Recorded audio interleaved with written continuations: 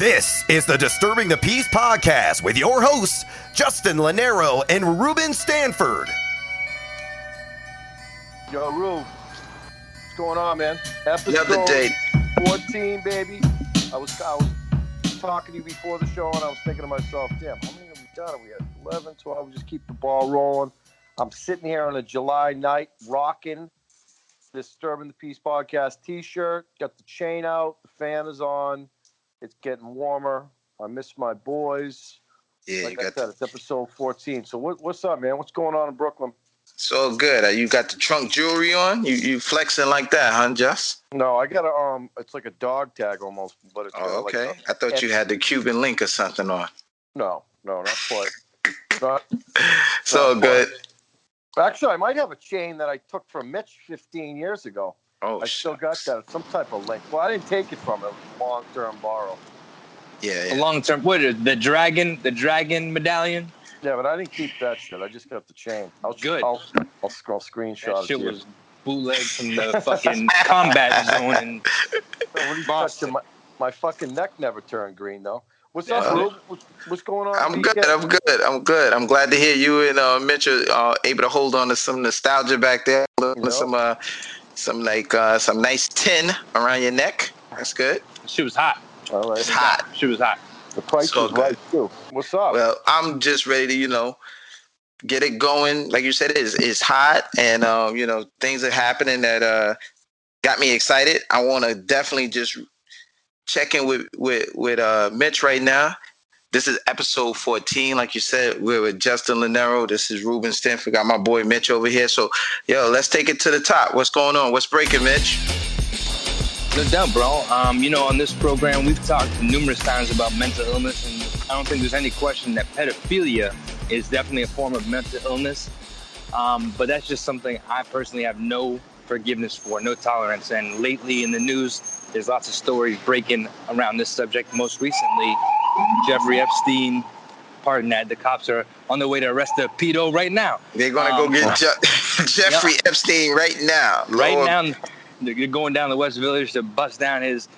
this guy, he was doing all kinds of crazy shit. Most notably, he's trafficking underage girls. These are as young as 13 or 14, and he's having them holed up in his seedy, disgusting apartment doing massage tricks, and then he's finishing himself on them and taking pictures of them nude. And luckily he was busted, and he's been caught, running this ring. But even better, the hard evidence is photos have surfaced of these young victims that he took. So hopefully he's brought fully to justice, and he never sees the light of day again, so we can... I think this guy is interesting because his case mirrors R. Kelly's case. It's like running parallel to exactly what R. Kelly was actually conducting out there in Chicago for all those years. And one of the things that is really big in social media is that there's this plot. There's a plot to take down the black man, with starting with Bill Cosby, and then it went into R. Kelly, and then of course we tried to bring down Michael Jackson from the grave.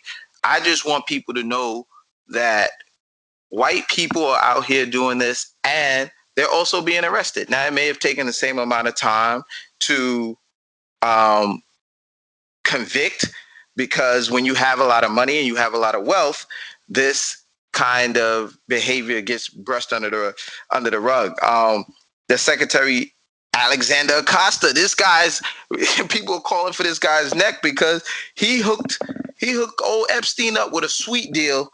He labeled all of the young ladies prostitutes. These girls were like 14 years old, and they were out there recruiting, doing the same kind of had the same deal that R. Kelly had going on, like where he would flip them, and then they would go out there and recruit for him and bring the girls back to the to his little sex den.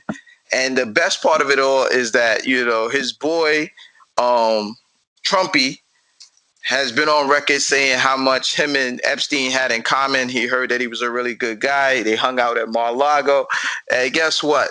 He likes young girls just like me. He likes beautiful young girls just like me. So hopefully, I don't know what else you need to kind of like hit the nail on the head that this guy Trump is a sleazebag scumbag.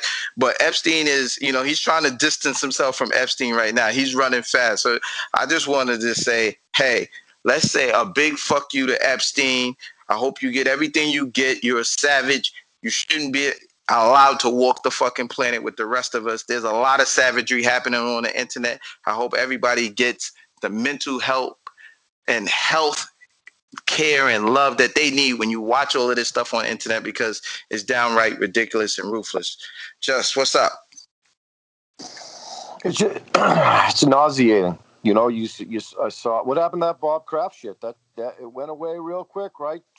We talked about this weeks ago. It was trafficking, and it actually kind of went away. And I seen Kraft a couple. He was sitting close to Trump. I have some critical thinking friends, and they go deep down the rabbit hole, and they're firm believers that all these assholes are into pedophilia. Like right. The wealth, there's a sick contingency of wealth. They got like their own place that they go up there. It's a fucking sick world. And this is just another one of your boy 45's constituents. And the apple doesn't fall far from the tree. I mean, you mentioned R. Kelly. We knew he was a shitbag a long time ago. Great vocalist, though. We'll give him that. We know Mike is a king of pop. Really fucked up. It was because of his old man was a shitbag. Joe Jackson, and you kind of get that to a degree. He's exposed to a lot of abnormal things. Mike never grew up, and I think deep down we have somewhat of a soft spot for Mike, even though we knew he was fucked up.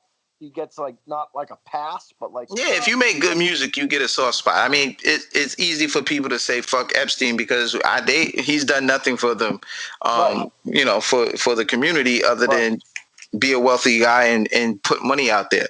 I mean, but when you got big names like Kenneth Starr was representing you, that is the power of having an amazing attorney that can get you basically no jail time. And not only not get you jail time, they flip it where they call the women the prostitutes. Right. And these young girls were 14 years old and 13 years old, like Mitch said. So that's right there lets you know that the power of money, the ability to just be able to say, I could do it the fuck I please because I have money and I got good representation and I know all the heavy hitters and the power players that's out there, that's the architects of society. But to me, one of the things that we should start talking about, and I'd love to kick it with you guys right now, is a quick, what do we do? How do we, to me, I think one of the areas that America goes wrong is this whole criminalization of selling sex. I mean, I think we need to decriminalize the idea of being a service provider. If you want to be as they say, the oldest profession in the game is selling pussy, selling, sex, selling dick, whatever it is you're doing, whatever the person, the provider wants, the client wants that. I mean, if you're willing to sell it, why shouldn't a person be able to do it? I mean, let's move the little girls to the side. Let's push that to the side. We know this guy Epstein is a sleazebag. But there are people out there that really just, there are a couple of people. There are people that want a girlfriend experience. There are people that want a new sexual fantasy. We talked about cosplay. We talked about the Furbies on here already. But now we're just talking about basic idea of a person going out there saying, look, you're a provider. I want to be a client. You have dinner rates. I mean, these girls got dinner rates and guys got dinner rates. We're talking about $800 an hour. Who's going to pass that up? If they can go out there and make good money, why wouldn't they be able to just say, in the time that we live in today, why aren't people able to move past the idea that sex is should be demonized? Well, Rube, the porn industry is billions and billions and billions and billions of dollars, and people like it. Adults enjoy pornography. Adult actresses, and there's. I know a couple, but I would say that anytime you incorporate young kids into the equation is just beyond. If you have half a brain in your head, then you realize that it's wrong. But it all ties into money talks and bullshit runs the marathon. Like, these people have money. Donald Trump is the president because it's a hobby. He attained everything else in his life at one point. So these billionaires, they get so much money, you know. But what I'm saying, Jess, is look, this guy wouldn't have been able to go to a DA at the time. He wouldn't have been able to make a plea deal with Acosta if there was nothing on the books like prostitution. Right. You know, that what you got to get charged for is what you were doing, which is sex trafficking. If you're going to be able to knock it down to, oh, he was soliciting a prostitute, pretty much the same concept that Kraft got caught with, like you're soliciting. That is the bottom barrel, and that puts they put the exchange, the business exchange, on the female or the male that's out there being a provider. And if these girls weren't providers, they were actually just young girls that were manipulated and brought into a system. Then if there's nothing that can tie it back to that they were, you know, abused, but we can just put it on the books that they were prostitutes, it's easier for the billionaire to get off. Well, if there's nothing on the books about prostitution anymore, how do you charge this guy for anything other than being a pedophile? Well, I think therein lies the problem, is that, like, you know, if you were to has been the claim that with, like, sex workers, whether they're porn stars or you know, escorts or whatever, the claim is a lot of them get manipulated because they're strung out on drugs and they get sort of forced into this lifestyle. So if you were to legalize it, how could you guarantee that all the participants who were working as like the service provider end were doing so willingly and not being coerced or under the influence of something? So you would solve one problem, but you create another one. Only if the same way that you're doing with the drug industry is if nobody has to file what's your occupation. Right. You know, people are you going to be willingly? Are people out there willingly? Are these guys paying taxes on this? And is there any way to regulate it? I mean, I think one of the things that we, you know, we as men, we look at it from one point of view, and I think women who are actually, or men that are actually out there providing services, they look at it and say, look, I think I might be safer if I can just go out here and handle my business like a professional and a business person and not have to worry about the scoring, the backlash, as well as the criminalization part of being out here just making money selling sex. You know, so I just thought it was something that we could talk about. If we could get somebody, like you said, if we, you know, I know sometimes people that have been involved in prostitution, we know the dark side of the stories, but there's some stories about like escorts. I think there was this one lady that she was an Olympic athlete. She had, I can't remember her name at the time, but she just had a sex fetish. And, you know, her husband, she had an open relationship, and her husband gave it a green light, and she went out there and she slept with a dude in Vegas. And the next thing you know, she started sleeping. She said she was paying somebody at first to sleep with her because she had a desire to be with someone else and to go through this fantasy. And then as she went on, she said, you know what? Instead of me paying somebody, how about I get people to pay me because I want to have the sex. So why not get paid for it? And that's how she became one of the high-priced escorts out there in Vegas. I just think we're living in a gender-fluid society. You know, you got pansexuals. I think people are moving away from probably one of the things that scares the Bible Belt, which is being shackled by the religious dogma that basically is put in place to keep society and keep all of its citizens in place and keep everybody in check. I think we're moving away from that, and I'm looking to see how we can best serve society by getting guys like Epstein, getting guys like R. Kelly off of the streets, behind bars, and hopefully maybe keeping some of these young girls that are not interested in being sex workers safe, and then finding a way for people that want to just go out here, because strippers are living in 2019. Bar girls, I mean, the shorties that work behind the bar, I mean, they're living. I mean, you can imagine a stripper or strippers. I mean, we had Chiquita Banana, what was her name? Like Zsa Zsa Gabor and people like that. I mean, they used to call them pinup girls, but now it's like they're taking it. I guess the evolution of a pinup girl is a stripper, and the stripper is now in our mainstream society. So it's dope. But I think the negative part is that you got beasts running around out here grabbing up young girls and as we always talk about, the legal system isn't protecting them. It's the internet too, Rue. I mean, you can do, but I mean, we were, Mitch, remember AOL, Instant Messenger? That's what we had.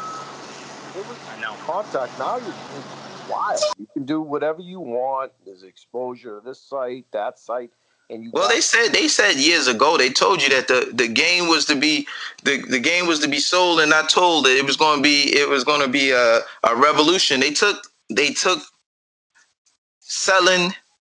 Now women don't even. I mean, if you really, I mean, these young girls took twerking and made it an art. You know, twerking has a background that people can say this ancestrally, that there's just bodies moving. People in Africa are kind of looking at some of the American people and like, yo, where are you? Like, you're stealing our moves. We've done this for years, but it's in our bodies. You can't steal something that it just innately came out. But I mean, these young girls making and are making money off the internet. They don't have to go see a client. They don't have to leave their house. They can set up a PayPal or whatever it is, Dropbox me some Cash at me or whatever their sites are. And they don't got to touch nobody. You just sit in your own house. Yep. And Pornhub has ruined the game. Pornhub has ruined the fucking game. You got people out here. I mean, you got 24-hour masturbation. Everybody's jerking off 24 fucking hours a day because Pornhub is free. Yeah, it's a big business, and with money that it comes problems and a level of dangerousness, and we're talking about this country, but the rules are different elsewhere, and it's Europe, Africa, South America, Central America is. Man, God knows how many Americans have kids in the Dominican Republic, Costa Rica, and Thailand, and everything. They're sending their they're sending all their social security, and they're cash apping young girls all around the world and throughout. They got Germany, all the Navy Army bases around the world. Sure. I mean, everybody wants a part of that American. Well, now I can't say everybody, but people want that American dollar. So it's one of the things on the menu tonight, Rube. I mean, the news is broken. Yeah, I just felt like that was just something I'm interested in watching how that develops. But one of the things that the NBA this week has been crazy. The news came at like 1:00. Goodness. Oh my God. Kawhi Leonard and PG Paul George have teamed up and went to the Los Angeles Clippers. That was big news. The NBA, I gotta say, Just, we're football guys. We both love football, but man, the NBA free agency makes the NHL and the NFL look like, minor leagues. There's no comparison to the frenzy of the NBA free agency. We yearn for I yearn for parity. Like with the NBA, for the last couple of years, it's going to be the Golden State Warriors, and of course, Toronto won. Kawhi Leonard brought a trophy to the country of Canada, and and bye-bye. He's a California kid. I think Kawhi Leonard is very likable. And now you go to LA and Paul George is there. So as a fan, as a casual NBA fan, I play a lot of NBA DFS. I think that's great. DraftKings sponsors this show, but you don't want to see just one powerhouse like the LeBron James Cavs team and the Golden State Warriors recent years. So it's nice to see Houston Rockets teams get better when they sign Chris Paul. It's nice to see the Clippers add on a little, so it's not just two teams we're shaving down to, because we know that we could probably tonight narrow it down to 5 or 6 teams in the NBA. I think the West is crazy right now. The West is about.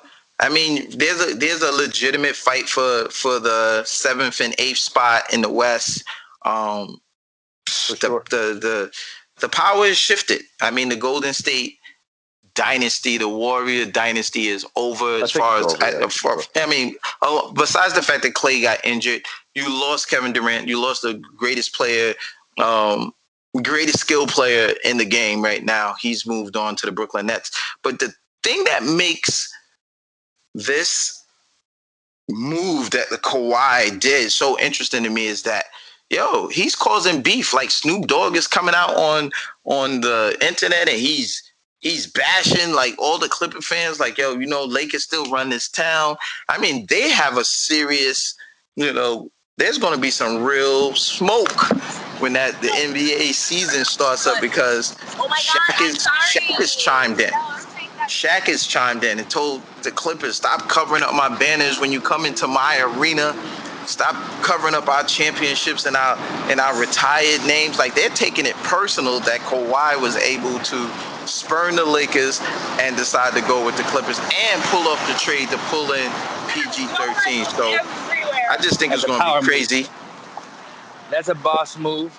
Boss. And I'm gonna tell you right now, Justin and I were talking about NBA action right before the playoffs, and we were talking about the Clippers. This is before any of this action, before we even were thinking Kawhi was on their radar or they were on his. And they didn't give up nothing. They gave up Danilo Gallinari, who was bum trash in the playoffs, and Shai Gilgeous-Alexander. They still kept Beverly, sixth man of the year. Lou, the scoring machine. Williams. They got Montrezl Harrell, who is an absolute automaton. He's a beast. He shoots like 70%. The dude is a monster. He's like Ben Wallace with like LaMarcus Aldridge skills. Yeah, he's got more skill. Definitely. He's the fucking man. And I'm just telling you, man, they are going to be the champions next year. There is zero PG-13. I mean, this guy. First of all, Paul George, I would say, like, he legitimately could have been the MVP if he didn't hurt his shoulder. That was a bad injury he had a few years ago. Yeah.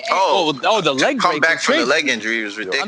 I'm talking about in this season in February he had like a shoulder, like a labrum tear or something. Yeah. And he was on a fucking tear. He was on fire. He was clearly the best player on OKC. Yep.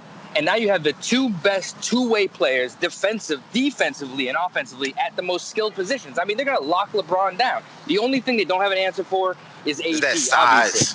Obviously. I mean, they don't got they going to have problems with the size, though. Nobody's got an answer for Anthony Davis. Exactly. He's healthy and he's never healthy. He's going to the locker room, I feel like, every game, but AD is...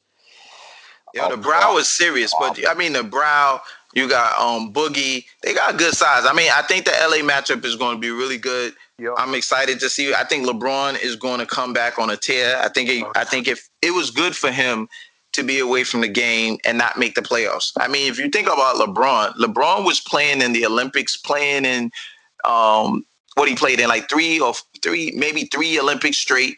He went to the finals every year, it seemed like, for the last 7-8 years. Yeah. I mean, the guy was playing over 100, 120, 115 games a year. He was he had a lot of wear and tear on his body. He's been playing in the league since he was a 19-year-old. He needed a break. I think he's going to come back. I think he's going to be ridiculous. But I also think that the West is just going to be fun to watch, and the East is wide open. And I'm a homer, so I'm a Knicks fan. I don't feel that same energy that heat that I'm catching from people that I know out in LA that are talking about the Clippers ain't shit and the Clippers are below. They're like a little brother. Listen, Clippers are legit right now. The Lakers, I know it may be the Staples Center, I know it may be Laker Town, but the truth of the matter is the NBA is different. It's not what we grew up with. It's not the Knicks as the Mecca. All of that stuff is done. We talked about it last time. So I just wanted to touch on a little bit of that and get that feel because NBA's got me pumped up. Me and my guys at work, we've just been talking about all of the great players from watching how Utah got better with Mike Conley. That was a boss move. Everybody's getting. It's going to be a good backcourt. Portland, and don't forget, Clippers got good role players. They picked up Mo Harkless. Mo Harkless isn't a slouch. Yeah, he can play. He's a nice role player coming out of that Portland system. But Portland got Hassan Whiteside. I think that might help them out a little bit. A little athletic big man. Oh yeah. I mean, from top to bottom, the West is going to be fun to watch. And Portland gets Nurkic back, and Nurkic was a beast before he had a dislocated tibia. That guy is a monster. Great ball player. Yes. He was buried in Denver a little bit, so he went to Portland. That's right. Because they knew what they had in Jokic. They in the Joker, baby. Yeah, they're even going to be Triple good. So I double think machine. The West has been on top for a minute. Hey, The West is the West. I mean, come and on. Denver's got two young studs on the bench. If those guys can get healthy, Denver was in a great position to take chances on Michael Porter Jr. And they had a great opportunity in watching Bol slip. Now you got a 7'2" wing center that can step out to the 3-point line, and Jokic can get busy and just dish the ball like nobody's business coming out of that center position for Denver. There are not a lot of great centers left in the game, so that's how you can get Marcus Smart guarding Porzingis at 6'5", which is utter bullshit. I have no idea how you're 7'3" and you're being guarded by a guy 6'5". Can you imagine Shaq being guarded by Kendall Gill? Kendall Gill. Can It'd be you posted imagine now. that? Kendall Gill. Yes, you Kendall Gill. back. I dug a little deep for you. That's Yeah, deep as fuck. Kendall Gill. former New Jersey Net, former Charlotte Hornet. You know. Yep. Wow. Yeah. Hey, do you remember, before we pivot, you two remember Drazen Petrovic? Drazen. I'll do ever. Yeah. He was one of the greatest shooters. Unbelievable. He was unbelievable, that kid. That's when Kenny. What was that? That was I think he had a little bit of a run with Mookie Blaylock, Kenny Anderson. Derek Coleman. Derek Coleman was, oh my God, Syracuse was my team. That was the Derek Coleman, Billy Owens squad back in the day. Sherman Douglas, old fat Sherman. Sherman was a problem. Billy Owens died in the car accident too, didn't he? Billy's dead? I don't know. I hope Billy isn't dead. The kid from You talking about Bobby Fields died? I know Bobby Fields passed away. He was Charlotte Hornet as well. All right. Charlotte had some talent, man. NBA show. We gotta have some KJ, LJ. Yeah. Oh yeah, that was great. That was good stuff. But I mean, we're talking about players and we're talking about sports and things like that. But let's mention the fact that we are being sponsored by DraftKings. If you have any interest in getting out there playing some DFS, jump on the DraftKings because it's one of the best. It's the best site in the business to get the horn in the background. It's the best site in the business to play your DFS, to get your thrill, to get your kicks. Whenever you want to play any of the major sports, they have wonderful lines on. You can go on, figure out how to play, put a little money down, a little investment, and you're gonna have a great time. They got the Millie Maker and everything, but use Podcast Piece whenever you check in, log on to DraftKings, use Podcast Piece. That's who we're being sponsored by. But since we're pivoting to NFL, I wanted to quickly just say, I can't wait. I think we're about, 8 Sundays away, gentlemen. I'm looking forward to football. But while I was thinking about football, I also was thinking about players that I just wish that I could have got a little bit more out of them. Are there any players that when you're thinking about fantasy football or just being a fan of the game, are there any players that you say, hey, I wish this player hadn't got injured? What a career they could have had. Yeah. Well, 2. And one of them didn't get hurt, and it was Barry Sanders. Rushed for 1,000 yards every season he was in the NFL, and he preserved his body. I've never seen anything like Barry Sanders playing behind a terrible Detroit Lions teams. He made the food taste better every single Thanksgiving. He played for 10 years, and he was out, but it was savvy. It was smart because he's not one of these guys that are in a wheelchair later on in life. So Barry Sanders, even to this day, as much as I love Saquon Barkley, and LT and Marshall Falk has been some great running back. Barry Sanders was phenomenal. I would have liked to seen maybe a year or two more. In terms of injury, Sterling Sharp, I was a big Sterling Sharp fan growing up. There was obviously Jerry Rice was in the mix. You had Chris Carter, the best hands I've ever seen up there, Larry Fitzgerald. Sterling Sharp, had some issues with the neck. Obviously, his brother was a Hall of Fame tight end, Shannon Sharp. Now he's in the media.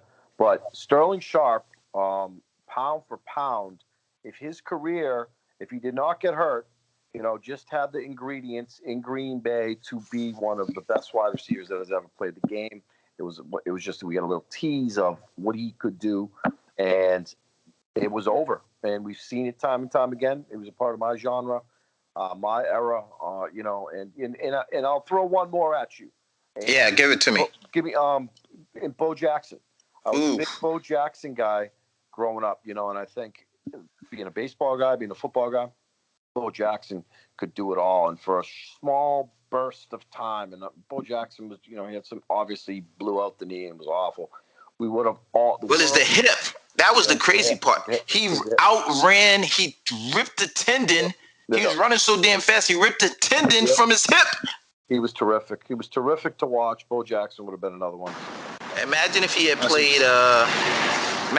played football full time and not split time with baseball with the Dion Kansas City did the Royals. same thing. Dion was a great player. But Dion was another gifted athlete. He was able to play both World Series and Super Bowl. Dion, the prime time, greatest of all time, cornerback of all time. My guy, I was thinking about. I'm not a Giant fan. Let me just put that on the record. I'm not a Giant fan. I am not a fucking Giant fan. Let me say that again. I am not a Giant fan.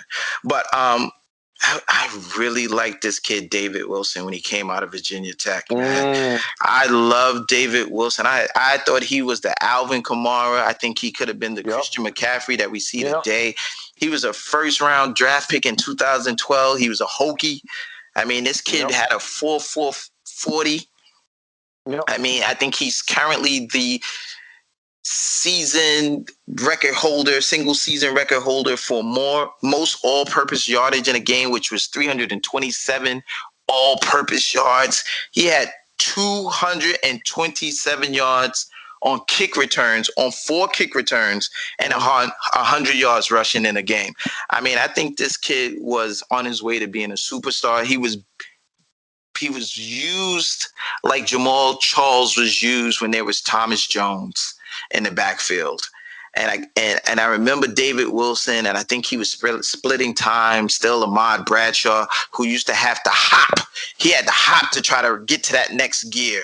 It was so fucking sad watching Ahmad Bradshaw hop, trying to run faster like he was a fucking cartoon character. It was a spine injury. I don't cut you off. Yes, yeah. There are people in the industry that were hesitant about Wilson, whether he could carry the load, because he wasn't the biggest guy in the world. But he had a spine injury. And that was it. It was it. Yeah, he did 2 quick years and it was over. So those are my guys. I mean, I just wanted to dig into crates. I'm jonesing about football. That's my joint. I'm itching. But I did want to bring up David Wilson. That's that.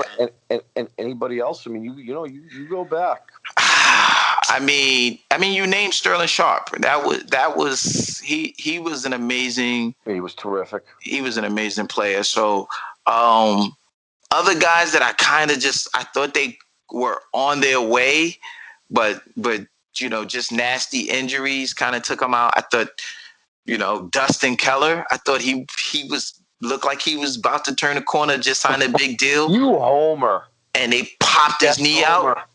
They popped my guy's knee out. It was I don't know if that was a dirty play or not, but I mean, it felt dirty. It felt like it was just all kinds of nasty. But I'm a little bit of a homer. I respect it. They're going to be good. I'm telling you. I know. The Jets are going to be good, man. I think the Jets are going to be pretty good. They're going to be good.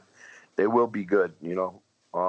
Let me just grab before we jump into health beat. I just want to say, I think it's important that since we're guys that love hip hop and we love rap music and we love what the culture has represented in our lives and how it's made an influence in our lives, and that we even incorporate it into our show.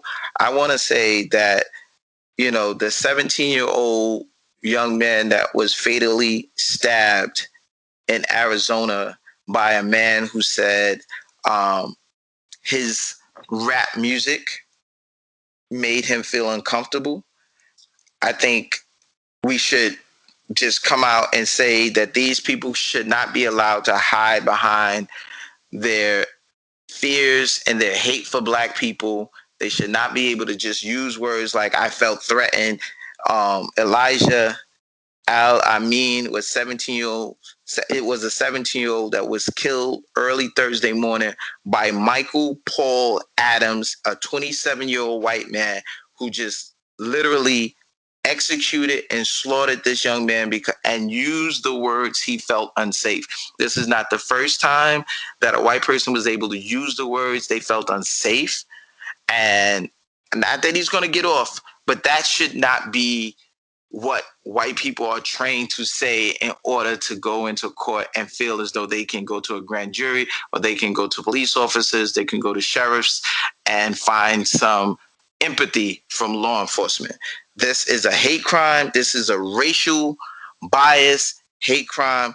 I pray for his family, and I pray for all those who know him.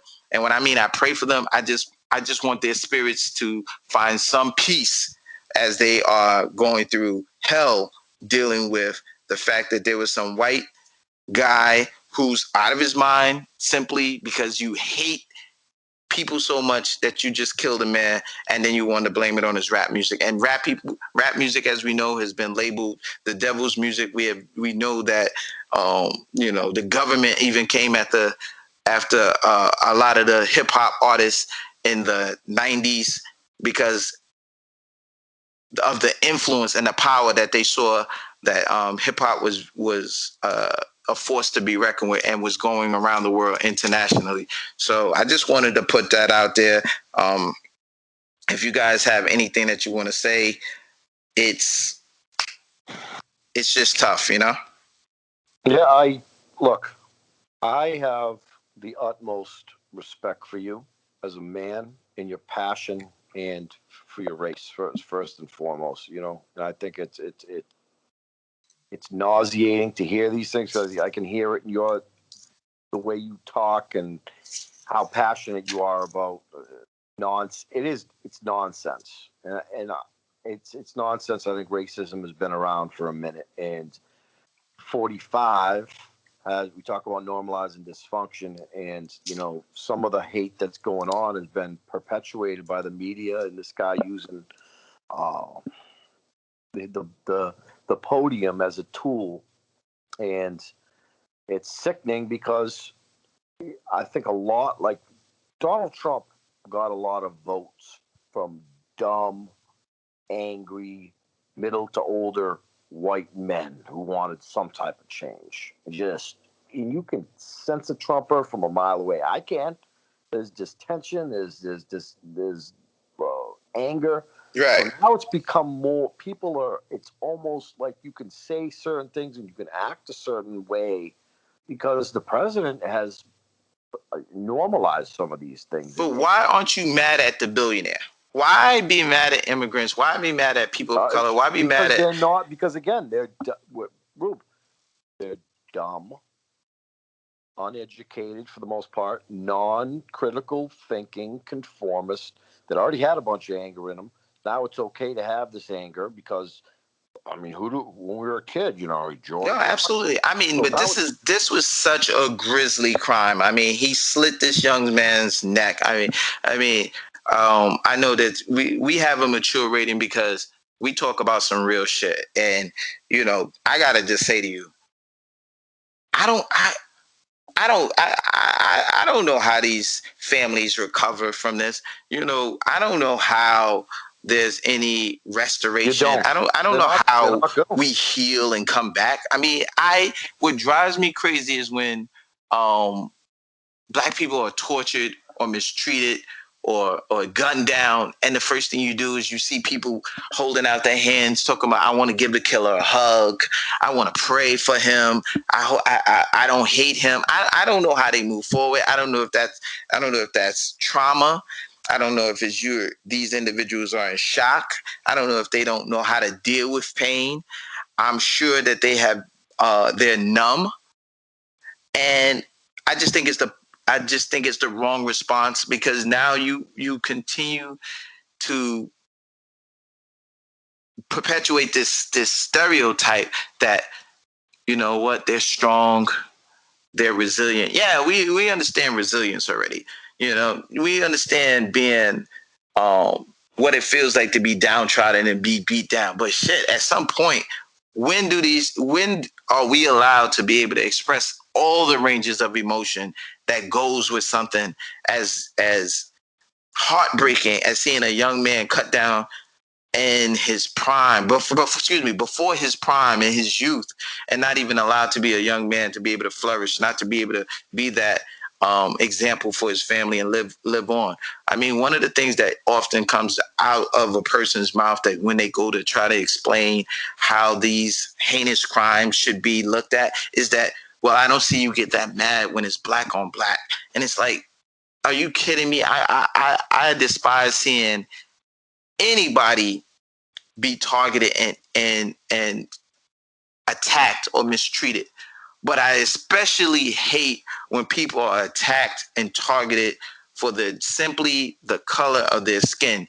You're a fucking idiot if you do not understand that you had nothing to do with what color your skin is. You have nothing to do with it as an individual. So how the hell could you move around in the world with this sense of pride, as well as not only a sense of pride, you want to beat down others for their skin color. So you got to set it. You got to set an example. Like, we live and die by what the media tells us. We were talking about the craft thing. That shit went away. Things go away. We know about Trayvon Martin. I mean, there's been 100 stories. It's like, and they come and they go. And you need to take this dude and you need to set an example out of him. Like, you know. I mean, they're giving him 20. I think I think he's going to be charged with like 25 years to life. No, but I'm talking about a real example, like how these other countries would handle them in the middle of the square. And right. Such, you know, you got people stealing shit in some country nobody cares about, and the fingers are getting chopped off and hands are getting chopped off. I'm talking about a real example. If this is how you're going to behave towards a certain race or other, just sheerly based on what they look like and their hair color and their skin color and stuff like that. What do you think should happen to a white person that says, I'll give you an example. There was an argument that a gentleman was, a young lady was at the park in a playground, and I took my son Ryan Ryan went to the playground to play basketball. He was supposed to work on his jumper. It's cooler in the morning around 8 o'clock. Mm-hmm. The young lady had 2 pit bulls off the leash in the playground court area with the locks on the gate. So Ryan, of course, went over. He didn't want to go in. He sees 2 big pit bulls off the leash, so he comes back. And he plays around in the regular playground on the monkey bars until I come over. I see him. He says there's 2 big dogs on the court, so I didn't want to go over there. I went over, and the lady continued to, let her dogs roam around, so I came back. So I walked them over there. White lady, we live in Bed-Stuy, gentrified Bed-Stuy. She's cool. She says, add that in. I gotta add that in. She's cool about it, and she says, okay, let me get my dogs together. While she does that, a guy who's running the track, he comes over. He says, I saw your son go in the park, and the lady kept going about her business, and she's not supposed to have dogs in there, and it's not a dog run park.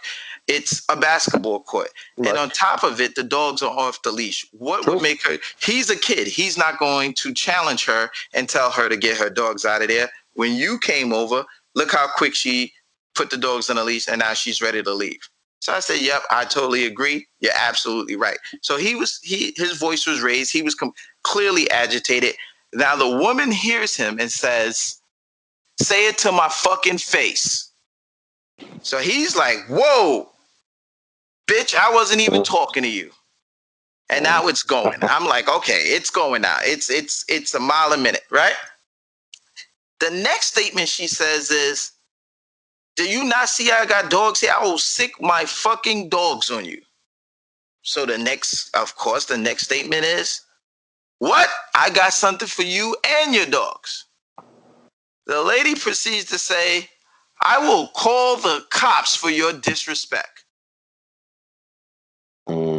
I said to the guy, I appreciate you thinking in that manner of, hey, you understood what I was going through or what I was thinking, watching, knowing that Ryan couldn't just go to the park. If I send him out early to go play, and if it's people in the park with dogs, he's not going to get an opportunity to play.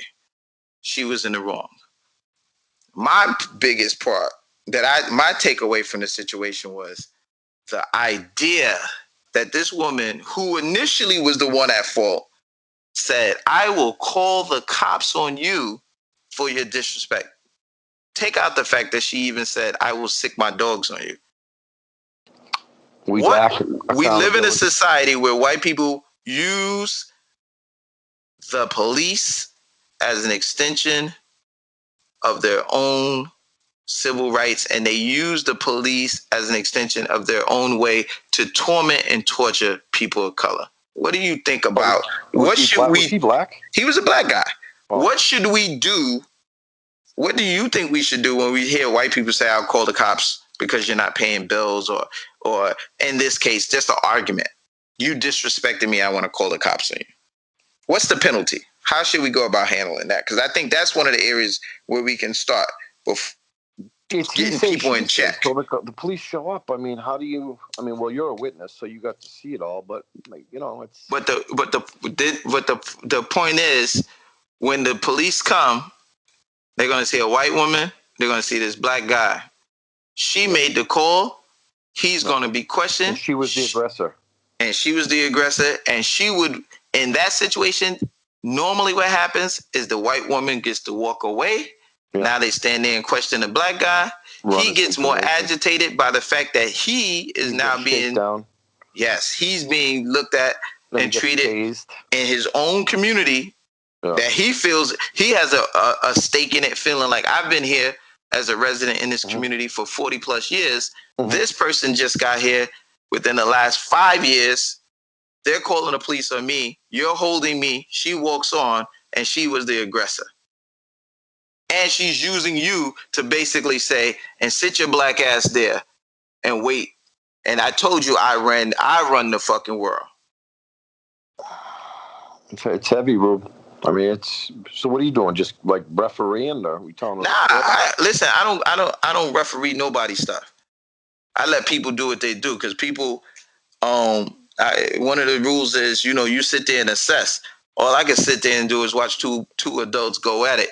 But my point was, in the end, she walked off. I told the gentleman, listen, what I appreciate is the fact that you said Ryan should have been able to go in the park unimpeded without any stress of being bit by a dog. There's leash laws. There's leash laws. I understand that. Park. And we should be allowed to be able to say, hey, he wasn't talking to her. He was talking to me. So I just knew he was blowing steam. And there's a lot of tension in the community. But I think these are areas around the country where, the police are just being used the wrong way. And in that, we have situations where the laws are protecting a lot of people, and we're at a boiling point. But I want to let Mitch just, take us there with the health beat and give us some good vibes so that we can get up out of here with something that's going to send us into the week with some good strength. Word up. Yeah, it's definitely heavy lifting. And on that note, my topic today, I kind of observed it in myself in my workouts lately, is that basically all of us have, to some extent, most likely some joint dysfunction. There's some part of our body that just doesn't want to move the way it was designed to move when we came out the womb. And, we get into our 20s and 30s, and that's when we decide to hit the weights. And usually that's after there's been a decade or so of bad posture or poor lifestyle. And we go to lift all this heavy weights, and like our shoulders aren't moving right, or our hips or our knees aren't moving right. And lately I've really been getting into the granular level of human movement, and it's just become so obvious to me that there's just a lot of things not moving right, and we're going to add on extra weight on top of that. So my pro tip, and by the way, I'm realizing more and more with this health beat that there's going to need to be some visual support for these things. So eventually, when I get some videos produced. I'll have to throw them in the as a link in the description so people can see what I'm talking about. But well, you do have visuals on Facebook and Instagram. This is true. This is true. Yeah, on Instagram, I definitely post shit, all like my workouts and just, occasionally some tips. And eventually, I want to make it more specific to what I'm talking about in this health beat so we can point our listeners into like an exact location. Just so it's not Absolutely. just like leafing through my feed or whatever, which is cool too. You can do that too. There's plenty of stuff there. But what I'm going to talk about is mobilizing your shoulder before you do any overhead, chest press, or back or lat work. So anytime you're going to do some work involving the shoulder, you need to mobilize that shoulder first. And it's important to understand that the shoulder is an extremely complex joint that moves in ways you wouldn't think it's moving. So when you're about to start your workout, you're going to want to check on your scapula, meaning your shoulder blade behind, like on your upper back. And you want to make sure that that thing has the ability to elevate, like up towards your ears, like you're shrugging your shoulders, saying like, I don't know, like, do you know? Right. You also want to make sure that it's able to depress, meaning the opposite, like it's able to be pulled down away from your ears. You also want to be able to push that thing towards your spine, like you're squeezing a pencil together with both shoulder blades, like you're trying to hold a pen with your shoulder blades. Mm-hmm. And you also want to make sure that it slides around to the front of your body. So almost like you're trying to cave your chest in. Like if someone's about to punch you in the chest, you just got like punched in the chest, like you really cave your chest in and let your shoulder blades kind of roam around your rib cage towards the front. Would you suggest that a person take a yoga class or get into yoga so that they can get a better sense of how to control their bodies, how to extend their lats, or to know what you're saying, where your scapula is, how to pull your back together so that you can create a better sense of body awareness?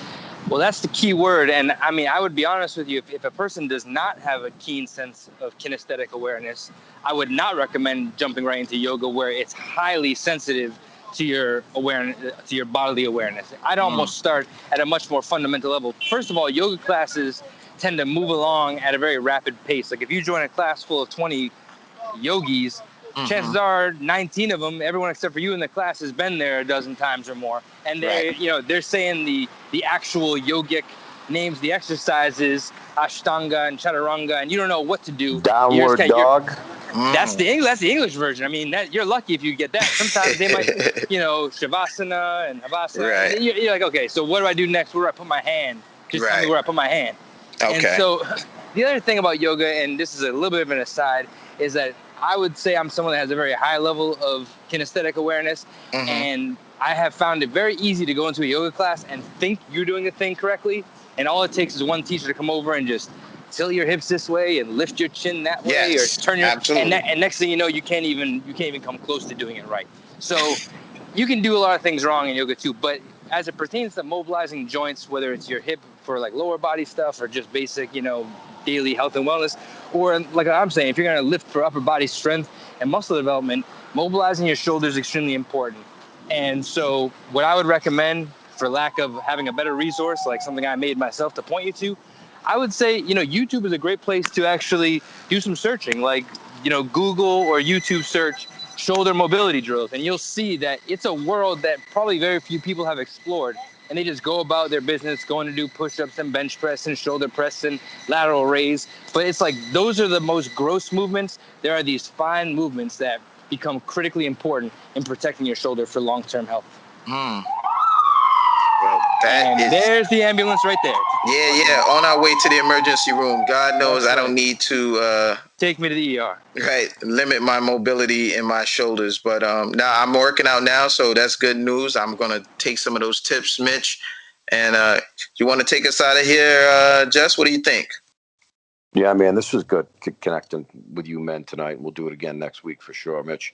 You both, you men impress me. Really, each week. Mitch, I'm thinking about you. I'm thinking about the 17-year-old Mitch, one of the smartest dudes I ever met, and then taking all that wisdom and knowledge and then sticking into fitness now. So I can tell you're helping people.